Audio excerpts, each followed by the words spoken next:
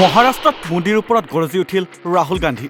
ছত্ৰপতি শিৱাজীৰ প্ৰতিমূৰ্তি ভাঙি যোৱাত বিজেপিৰ ওপৰত সৰব হৈ দুৰ্নীতিৰ অভিযোগ ৰাহুল গান্ধীৰ। কেৱল ছত্ৰপতি শিৱাজীৰ ওচৰত ক্ষমা বিচাৰিলেই নহ'ব, প্ৰধানমন্ত্ৰী মোদীয়ে প্ৰতিজন মহাৰাষ্ট্ৰীয় লোকৰ ওচৰত প্ৰতিমূৰ্তি ভাঙি পৰাৰ বাবে ক্ষমা বিচাৰিব লাগে। লগতে বিমুদ্ৰাকৰণ, কৃষক বিৰোধী বিল আৰু জিএছটিৰ বাবে ক্ষমা বিচাৰিব লাগে। शिवाजी महाराज का अपमान किया है और प्रधानमंत्री को सिर्फ शिवाजी महाराज से माफी नहीं मांगनी चाहिए। अगर माफी मांग रहे हैं तो महाराष्ट्र के हर व्यक्ति से माफी मांगनी चाहिए। মালভানাত মাৰাঠা ৰজা ছত্ৰপতি শিৱাজী মহাৰাজৰ প্ৰতিমূৰ্তি ভাঙি পৰাক লৈ বৃহস্পতিবাৰে বিৰোধী দলৰ নেতা ৰাহুল গান্ধী প্ৰধানমন্ত্ৰী নৰেন্দ্ৰ মোদীৰ ওপৰত সৰব হৈ পৰা দেখা যায়। প্ৰধানমন্ত্ৰীয়ে এই কাণ্ডৰ বাবে ক্ষমা বিচৰাৰ কাৰণ স্পষ্ট কৰি দিব লাগে বুলি উল্লেখ কৰি তেওঁ কয় যে দুৰ্নীতিৰ অনুমতি দিয়াৰ বাবে নে ৰাষ্ট্ৰীয় স্বয়ংসেৱক সংঘৰ সৈতে জড়িত কোনোবা এজনক ঠিকা দিয়াৰ বাবেই বা যাৰ যোগ্যতা নাছিল তাক এই কাম দিয়া হৈছিল বাবেই এই ক্ষমা প্ৰাৰ্থনা নিবিদা কৰা হৈছে নেকি। লগতে তেওঁ কয় যে শিৱাজী সম্ভৱতঃ দেশৰ আটাইতকৈ ডাঙৰ মহাপুৰুষ। দুৰ্নীতি আৰু ভুল ব্যক্তিক ঠিকা আবণ্টন দিয়াৰ বাবেই কিছুদিনৰ ভিতৰতে তেওঁৰ প্ৰতিমূৰ্তি খহি পৰিল। হাংলি জিলাৰ যত্মগাঁও পালুচ কাডেগাঁৱত প্ৰয়াত কংগ্ৰেছ নেতা পতংগৰাও কদমৰ জীৱন্ত আকাৰৰ প্ৰতিমূৰ্তি উদ্বোধন কৰি গান্ধীয়ে এইদৰে কয়। কংগ্ৰেছৰ সভাপতি মল্লিকাৰ্জুন খাৰ্গে, এনচিপিৰ সভাপতি শৰদ পাৱাৰ আৰু অন্যান্য জ্যেষ্ঠ কংগ্ৰেছ নেতাসকলে অংশগ্ৰহণ কৰা এই অনুষ্ঠানত ৰাহুল গান্ধীয়ে কয় যে মই জানিব বিচাৰো যে প্ৰধানমন্ত্ৰী মোদীৰ ক্ষমা প্ৰাৰ্থনাৰ আঁৰৰ প্ৰকৃত কাৰণ কি। এই ঘটনাৰ বাবে প্ৰধানমন্ত্ৰীয়ে মহাৰাষ্ট্ৰৰ প্ৰতিজন ব্যক্তিৰ ওচৰত ক্ষমা বিচাৰিব লাগে বুলিও মন্তব্য কৰে। মোদীয়ে ক্ষমা বিচৰাৰ আঁৰৰ কাৰণ সন্দৰ্ভত তেওঁ কয়, প্ৰথমটো হ'ল যে চুক্তিখন RSSৰ সৈতে জড়িত কোনোবা এজনক দিয়া হৈছিল। আন এটা কাৰণ হ'ব পাৰে যে প্ৰতিমূৰ্তি নিৰ্মাণৰ সময়ত দুৰ্নীতি সংঘটিত হৈছিল আৰু মহাৰাষ্ট্ৰৰ জনসাধাৰণক প্ৰতাৰণা কৰা হৈছিল। তৃতীয়টো সম্ভাৱ্য কাৰণ হ'ল চৰকাৰে প্ৰকল্পটোক সম্পূৰ্ণৰূপে উপেক্ষা কৰিলে, যাৰ ফলত এই পতনৰ কাণ্ড সংঘটিত হ'ল। यहाँ कुछ ही दिन पहले शिवाजी महाराज की मूर्ति बनाई गई और मैंने अखबार में पढ़ा कि प्रधानमंत्री ने कहा मैं शिवाजी महाराज से माफी मांगता हूं। अब मैं ये समझना चाहता हूं प्रधानमंत्री जी ने किस कारण माफी मांगी। अलग अलग कारण हो सकते हैं। पहला कारण हो सकता है कि ये जो मूर्ति थी इसका कॉन्ट्रैक्ट RSS के एक व्यक्ति को दी गई। पहला कारण यह हो सकता है। शायद प्रधानमंत्री जी कह रहे हैं कि नहीं, मैंने गलती की, मुझे ये कॉन्ट्रैक्ट RSS के व्यक्ति को नहीं देनी थी, ये मुझे कॉन्ट्रैक्ट मेरिट पे देना था। शायद वो गलती हो सकती है। दूसरी गलती हो सकती है कि मूर्ति के बनने में भ्रष्टाचार हुआ, चोरी हुई। शायद प्रधानमंत्री इसके लिए माफी मांग रहे हैं कि मैंने जिसको कॉन्ट्रैक्ट दिलवाया उसने भ्रष्टाचार किया, महाराष्ट्र के लोगों से चोरी की। यह कारण हो सकता है। तीसरा कारण हो सकता है कि आपने शिवाजी महाराज की मूर्ति बनाई, उनकी याद में आपने मूर्ति बनाई और आपने इतना भी ध्यान नहीं दिया कि वो मूर्ति खड़ी रहे। मैं आपको गारंटी देता हूं, कदम जी की जो मूर्ति बनी है ना, आप यहां 50, 60, 70 साल बाद आ जाइए, यहां आपको दिखेगी। 2023 চনৰ 4 ডিচেম্বৰত নৰেন্দ্ৰ মোদীয়ে উদ্বোধন কৰা মালভানাৰ ৰাজকোট দুৰ্গত 35 ফুট উচ্চতাৰ শিৱাজীৰ প্ৰতিমূৰ্তিটো 26 আগষ্টত ভাঙি পৰাৰ ফলত এক বৃহৎ ৰাজনৈতিক বিবাদৰ সৃষ্টি হয় আৰু বিজেপি নেতৃত্বাধীন সাহসীয় মিত্ৰজোঁটৰ বিৰুদ্ধে প্ৰতিক্ৰিয়াৰ সৃষ্টি হয়।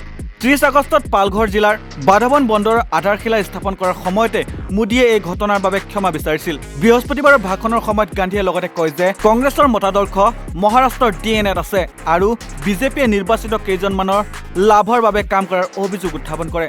আগতে ৰাজনীতি হৈছিল, কিন্তু আজি দেশত চলি আছে মতাদৰ্শগত যুঁজ। আমি সামাজিক প্ৰগতি বিচাৰো, কিন্তু তেওঁলোকে অৰ্থাৎ বিজেপিয়ে সকলো সুবিধা লাভ কৰিবলৈ নিৰ্বাচিত কেইজনমানকহে বিচাৰে।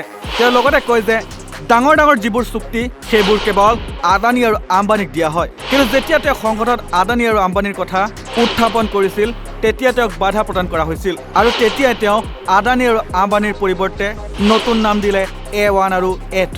और प्रधानमंत्री जी को यह भी समझाना चाहिए कि आप सिर्फ 2 लोगों की सरकार क्यों चलाते हो। जहां भी हम देखते हैं बड़े से बड़े कॉन्ट्रैक्ट अदानी और अंबानी जी को मिलते हैं। मैंने पार्लियामेंट में भाषण दिया। पार्लियामेंट में किसी का नाम लिया जा सकता है, मगर पहली बार मुझे कहा गया कि पार्लियामेंट हाउस में अपने भाषण में मैं अदानी और अंबानी का नाम नहीं ले सकता हूं। तो फिर मैंने कहा ठीक है भैया, आप चाहते हो कि मैं ना लूं, मुझे कुछ ना कुछ तो कहना पड़ेगा। अगर अंबानी अदानी नहीं चाहते हैं तो मैं कुछ और कह देता हूं। तो मैंने उनका नया नाम बनाया है A1 और A2।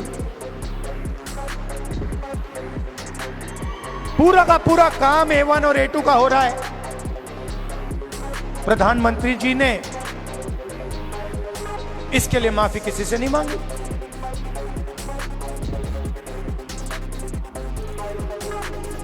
काले कानून आए, किसानों से उनका हक छीनने वाले कानून। 700 किसान शहीद हुए। हमने पार्लियामेंट में कहा कि 2 मिनट इनके लिए मौन रखा जाए। हमें कहा जाता है नहीं, ये शहीद नहीं है।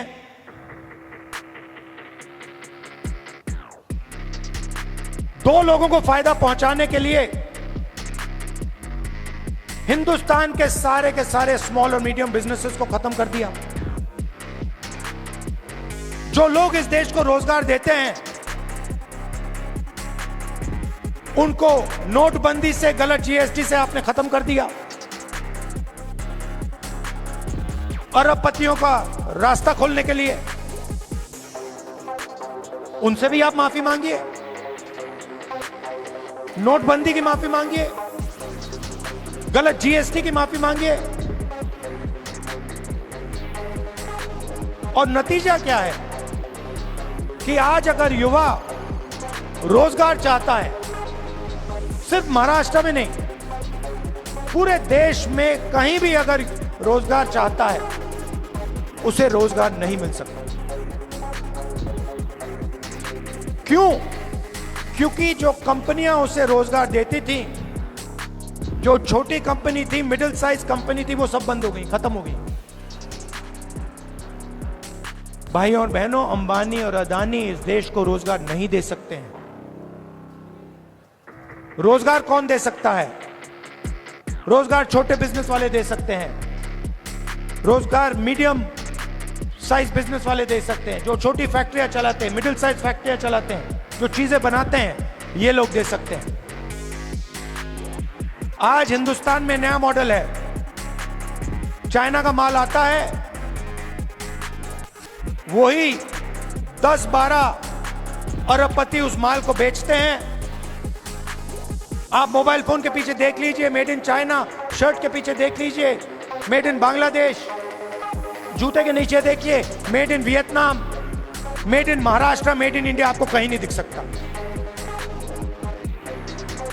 और ये सारा का सारा माल ये अरबपति बेचते हैं। नुकसान किसका होता है? हिंदुस्तान के युवाओं का होता है। हिंदुस्तान के जो छोटे बिजनेस हैं, मिडिल साइज बिजनेस हैं, जो चाइना का मुकाबला कर सकते हैं, उनका होता है। फायदा किसका होता है? नरेंद्र मोदी जी की मार्केटिंग होती है, अदानी और अंबानी जी का फायदा होता है।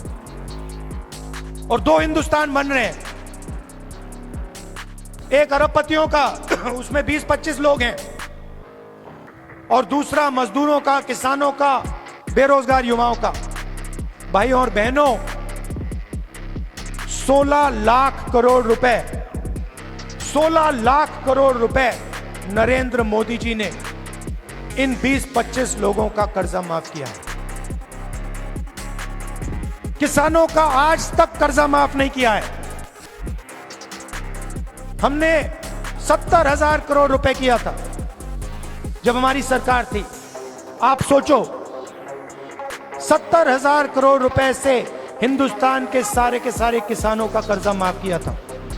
इन्होंने 16 लाख करोड़ रुपए 22-25 लोगों को दिया है।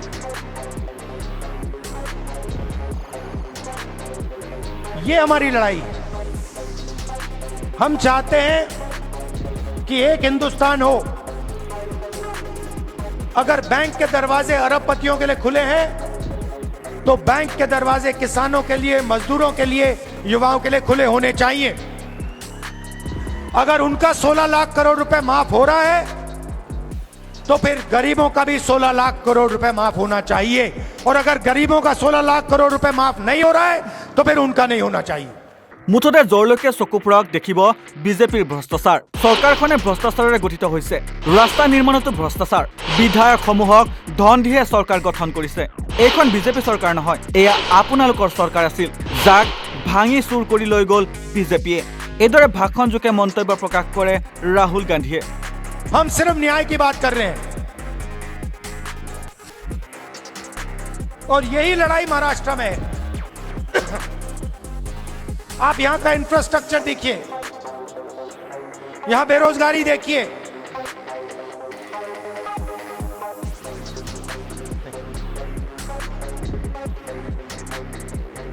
बेरोजगारी देखिए, हर एरिया में आपको भ्रष्टाचार दिखेगा। जहां भी आप देखोगे सड़क बनती है भ्रष्टाचार, सरकारी भ्रष्टाचार से बनी है, सरकारी चोरी करके बनी है, सरकारी एमएलए को पैसा बन के दे के बनी है। ये बीजेपी की सरकार नहीं है, ये आपकी सरकार थी। इसको तोड़कर चोरी करके ले गए ये लोग। तो जहां भी आप देखोगे आपको भ्रष्टाचार मिलेगा। बाहर के लोग यहां आकर आपके कॉन्ट्रैक्ट ले जाते हैं, दूसरे स्टेट के लोग यहां आकर आपसे कॉन्ट्रैक्ट छीन जाते हैं। ये हम बदलना चाहते हैं। এতিয়া ৰাহুল গান্ধীৰ এনেবোৰ ভাষণ আৰু উপস্থিত জনসমাগমৰ পিছত মহাৰাষ্ট্ৰত যে বিজেপিৰ শাসন নাইকিয়া হ'বলৈ গৈছে সেয়া নিশ্চিত ৰূপত ফুটি উঠিছে। নিউজ ডেস্ক ৰিপৰ্ট, নৰ্থ ইষ্ট নাও।